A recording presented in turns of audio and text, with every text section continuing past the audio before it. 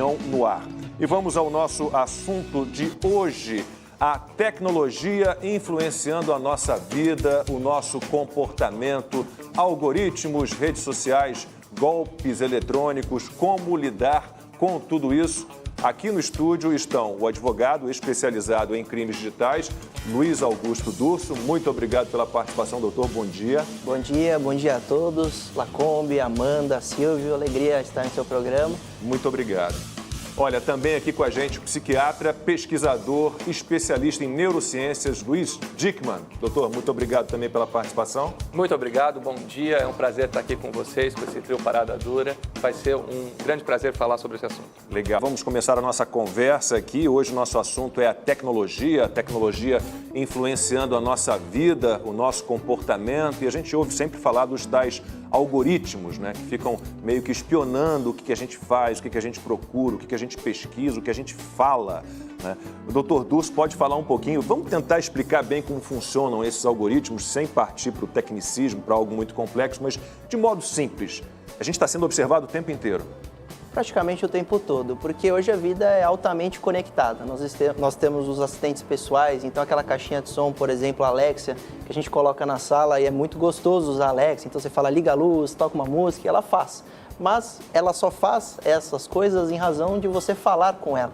E aí um escândalo apontou que tudo que se falava perto dessa caixinha de som era coletado e enviado aos servidores da Amazon. Isso chamou atenção, porque quando a gente tem uma caixinha de som, a fechadura da porta, a TV que é a Smart TV, até a geladeira com internet, tudo de alguma forma colhe dados. E quando a gente fala o quanto isso vai influenciar nas nossas vidas, pode parecer pouca coisa, mas quando de fato você começa a perceber que isso pode ser usado por criminosos para engenharia social, então enviar um golpe feito sob medida, para fake news também, feitas para você, a gente começa a perceber como isso vai impactar na democracia, nas escolhas das pessoas e nas nossas vidas, muitas vezes até porque o conteúdo vai ser recomendado, direcionado, e aquele adolescente está navegando.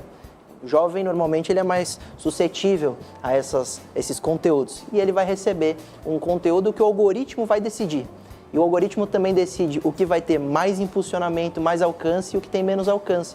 No fundo, aquele adolescente vai consumir o que uma máquina decidir. É interessante a gente esmiuçar a retomada aí de onde você deixou, Dulce, aqui retomar com o Luiz, justamente, principalmente nessa fase de adolescência. Né? Quer dizer, então alguém está decidindo por você, as Big Techs, que detêm esse poder enorme, toda essa informação, o que você vai consumir e ao que você vai ser exposto. Como isso impacta psicologicamente as pessoas, o algoritmo? Total, né? Porque esses algoritmos eles têm uma capacidade de ficarem cada vez melhores com o passar do tempo, ou seja, existe um treinamento deles cada vez mais refinado e eles vão fazendo estratégias A e B, A e B, A e B e vão vendo qual que aquela pessoa, adolescente, escolhe.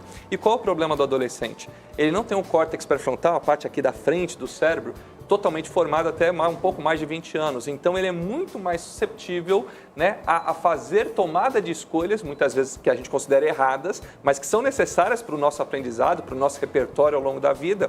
Então, o pior tipo de manipulação é aquele que a gente não está enxergando, né? Porque se eu estou assistindo uma propaganda de alguma coisa, eu sei que estão me fazendo uma propaganda daquilo. Agora, se eu não sei o que me levou a ver aquilo e por que eu estou vendo, né, várias coisas, se eu falei aqui e aí registraram e me aparece uma propaganda de uma certa coisa, parece que foi uma grande coincidência ou que aquilo está em voga naquele momento, mas a pessoa não sabe que por trás existe uma inteligência artificial, um algoritmo cada vez mais treinado, me levando a aumentar a chance de eu clicar naquilo e aí me engajando cada vez mais. O que eles querem? A sua atenção.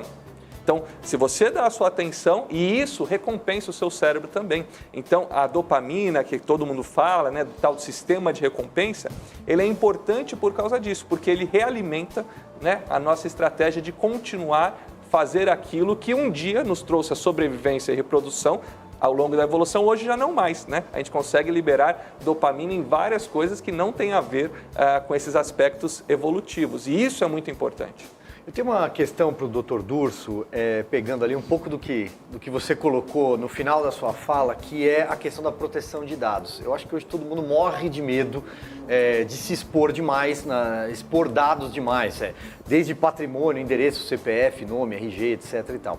E a gente teve um escândalo em 2018, Facebook, com a Cambridge Analytica, 50 milhões de pessoas tiveram os dados expostos, e aqui no Brasil a gente tem a Lei Geral de Proteção de Dados, que entrou em vigor há muito pouco tempo, mas que aparentemente, inclusive, as sanções ainda não estão devidamente regulamentadas, ou só vão começar no ano que vem.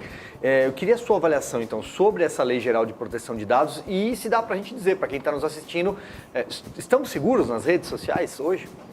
Silvio, crer na internet 100% segura é como crer na paz mundial. São cenários que... Só as missas, os candidatos à missa acreditam, né? que a gente não vai encontrar. Ou esperam ansiosamente por isso. Exatamente. Mas a Lei Geral de Proteção de Dados é um marco na história do Brasil e uma grande vitória.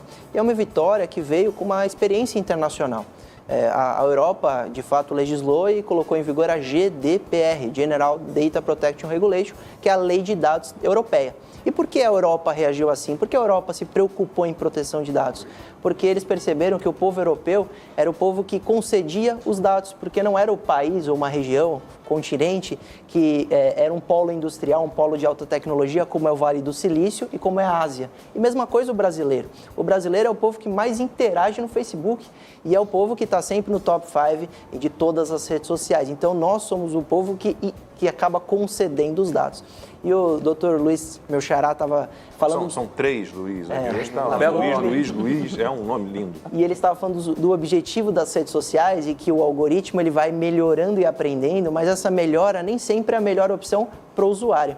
Porque o objetivo do algoritmo é fazer com que você fique viciado. Ele quer que você fique altamente conectado, cada vez usando mais e mais e mais as redes sociais. Inclusive, uma pesquisa aponta que a gente fica 9 horas e 29 minutos por dia na internet, seja trabalhando, seja no lazer. Então, isso dá 145 dias dos 365 dias do ano na frente do computador. E a Lei Geral de Proteção de Dados vem para pôr um limite nessa coleta, que era usada, por exemplo, que foi escancarada pelo escândalo Cambridge Analytica, que uma falha no mecanismo do Facebook permitia que um aplicativo interno colhesse dados de todos os norte-americanos que usavam o Facebook. Inclusive aqueles que não baixaram o aplicativo só por ser amigo daquele que baixou, tinham os seus dados coletados. E aí o escândalo foi que essa empresa, tendo esses dados, a empresa Cambridge Analytica, entrega tudo isso de mão beijada para a campanha do Trump e a Rússia.